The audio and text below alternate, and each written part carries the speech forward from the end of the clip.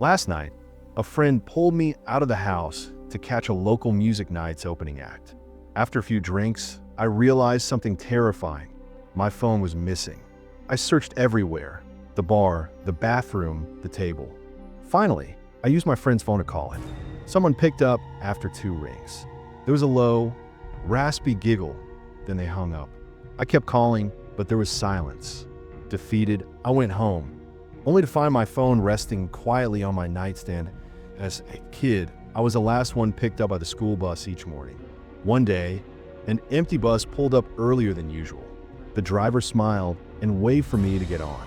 Something felt off. I asked, "Where are the other kids?" He just kept saying, "We'll get them next. Just hop in." My gut screamed no. I refused. The driver got frustrated but drove off.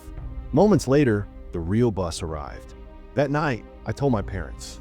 Their worried faces said it all died. I rented an apartment from a friend. It was newly renovated and felt fresh, except for my neighbor. She looked older than her age, stayed up all night blasting religious radio, and talked to someone unseen. I asked her to turn it down. She opened the door. Her walls were covered in crosses and smeared words. The next night, I woke up to see a silhouette standing by my bed. It was her. She whispered, "You should lock your doors at night," and left. The next morning, she stood outside my window, speaking in tongues and holding a bag. It stank. Inside the bag, her dead dog. I reported her. Turns out, she had broken into another tenant's apartment too. Stood behind him holding a power drill while he watched TV. Cops knew her well. She was mentally unstable, but couldn't be removed without cause. I waited until she went out for cigarettes, called the police, and watched them take her away. She never came back. That I was wrapping up a night shift at work when I heard a window shatter. Someone had thrown a rock through it. I was in an isolated industrial area, completely alone. I bolted to my car and sped off. Later, I realized something chilling. I never unlocked my car. It was already open. I checked the back seat. Empty. Trying to calm down, I called a friend who invited me out for drinks. I hopped on my bike and took the quiet road. Suddenly, someone rode beside me, smiling at me like they'd escaped a nightmare. He passed slowly. That's when I noticed he was riding my mom's bike. When I got home, it was gone, and my car's back door was opened. I used to work the night shift at a campground. Every night at 4:17 a.m., the nearby payphone would ring just once. I finally answered one night. Nothing, just static. I tried for a week, always dead air. One October night, I picked up and heard it, a deep, gravelly inhale. Then a voice rasping my full name. It wasn't anyone I knew. My skin froze. I hung up and dialed *69. The call came from California. I live in Indiana. Back when I worked night shifts alone, I started noticing strange things around the campground. Small things, items misplaced, doors ajar that I had closed. At first, I chalked it up to exhaustion. But one night, I found muddy footprints leading from the woods to the back door of the shack, barefoot, human-sized. I never heard anyone come in, but the door had fresh mud on the handle. After that night, I started locking the doors religiously. But one evening, I stepped away for just a minute. When I came back, a hot cup of coffee was sitting on my desk. I hadn't made it. I never heard anyone enter, and I never found out who left it there. I poured it out and sat the rest of the shift in silence. I once rented a cabin deep in the woods to work on a writing project. One night, I heard scratching at the door. I looked outside, no one. The scratching returned, louder this time. When I finally opened the door, nothing was there, just drag marks on the dirt, as if someone had been crawling around on their elbows. I kept a trail camera up for safety. Reviewing the footage the next morning, I saw something or someone crawling on all fours around the cabin just past 3 a.m. They stopped under the camera and stared straight into it. Their face was blurred, not by the camera, but like smeared by something unnatural. Once, after a long shift, I dozed off at home. I woke up to hear someone whispering my name. I was completely alone. Every light in my apartment flickered, and my hallway smelled like burnt plastic. I checked every room. Nothing. But in the bathroom mirror, the word "stay" was written in condensation, though I hadn't used the shower, and my friend's dad was a park ranger. He once told us about a call he got in the middle of the night. A camper reported seeing a man walking backward through the trees, completely naked, whispering nonsense. When rangers arrived, there were no footprints, none, not even the campers. While house-sitting for my aunt, I stayed in her rural home with nothing but fields around. The landline phone rang at 3:33 a.m. every single night. When I answered, it was always static until the last night. A child's voice whispered, "I see you." I looked outside. Nothing. But the motion light in the backyard was on, and something was moving behind the barn. While I was in college, I rented a cheap basement apartment. The place was always cold, and I felt like someone was watching me from the vents. I brushed it off until I started hearing whispers, soft, indecipherable whispers, coming through the vents around 2 a.m. They would stop the second I moved. One night, I removed the vent cover to clean it and found long, thin scratch marks inside. Too big for rats, too human for comfort. I moved out the following week and never looked back. Years ago, my cousin worked in home security. One client said their indoor camera kept sending alerts at night. Movement in their child's room. The footage? A figure standing by the crib, swaying slightly. When they ran to check, no one was there.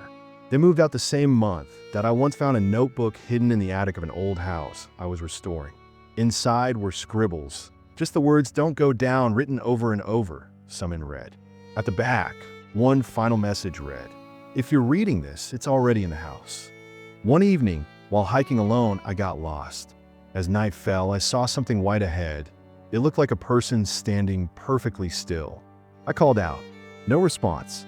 I turned around and started walking the other way. Then I saw it again, closer this time. It was never walking, but always nearer. While house-sitting for an older neighbor, I found a locked drawer in the master bedroom. Curiosity won. I picked it open.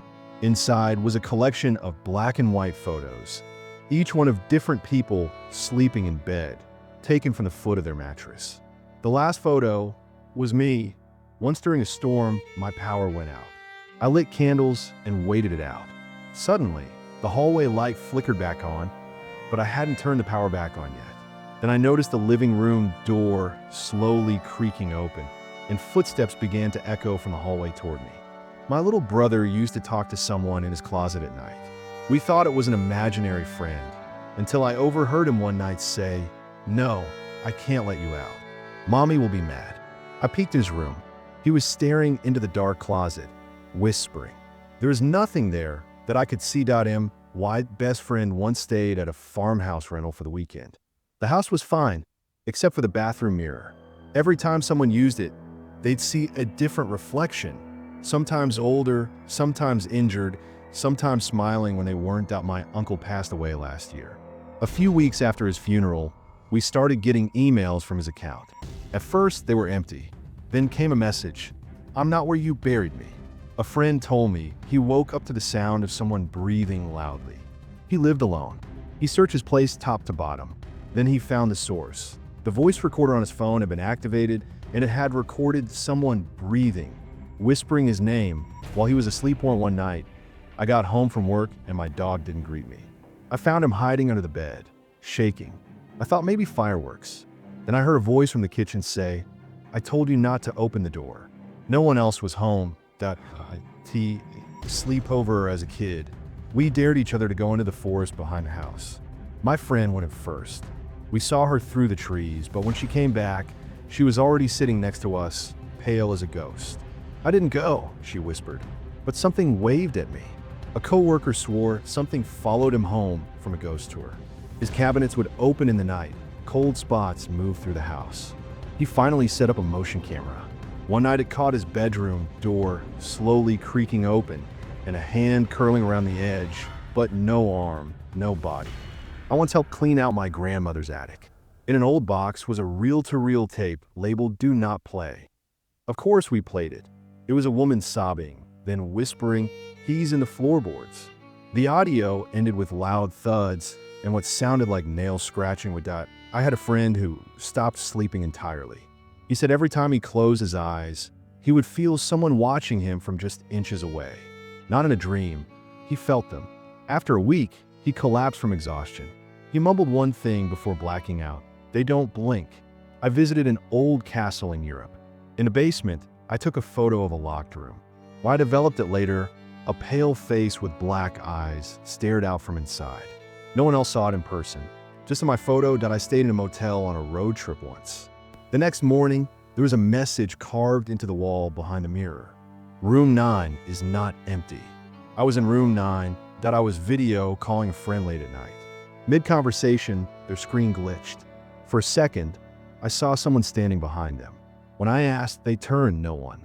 I snapped a screenshot. Later, when I looked at it, the figure was still there. Someone rang my doorbell at 3 a.m. I didn't answer. Minutes later, I got a text from an unknown number. Why didn't you open the door? I never share my number anywhere publicly. The number was disconnected when I tried to call back. My's sister kept waking up at 3:15 every night. Always exactly the same time. We joked it was a ghost alarm clock. Until one night, she woke up screaming. She swore she saw someone standing above her bed, their face blank like it had been wiped smooth. That was the last night she ever slept in that room.